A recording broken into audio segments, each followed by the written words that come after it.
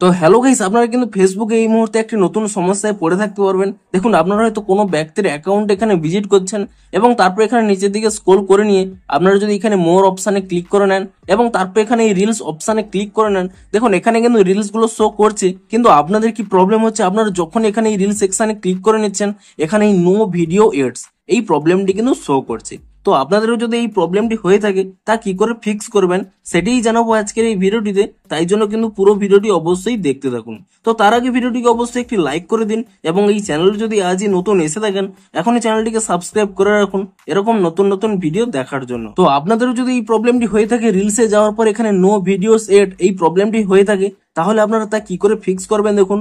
প্রথমে কি করবেন, এখানে কিন্তু ফেসবুক অ্যাপ থেকে আপনারা ব্যাক করে নেবেন এবং তারপর এখানে ফেসবুক অ্যাপটিকে ট্যাব এন্ড হোল্ড করে নেবেন এবং তাহলে এখানে একটি অপশন পেয়ে যাবেন অ্যাপ ইনফো বলে। আপনি কিন্তু এই অপশানে ক্লিক করে নেবেন এবং তারপর এখানে একটি অপশন পেয়ে যাবেন স্টোরেজ ইউজেস বলে।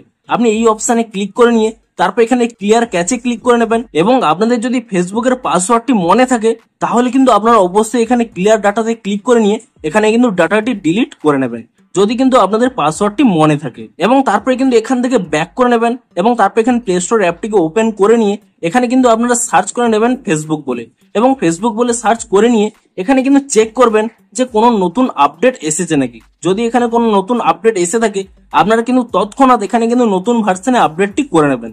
দেখুন, এটি কিন্তু ফেসবুকের একটি নতুন গ্লিচ, এটি কিন্তু এই মুহূর্তে সকলেরই প্রবলেম হচ্ছে। তাই জন্য আপনারা কেবলমাত্র আপডেট করে নিলেই তবেই কিন্তু এই প্রবলেমটি সলভ হবে।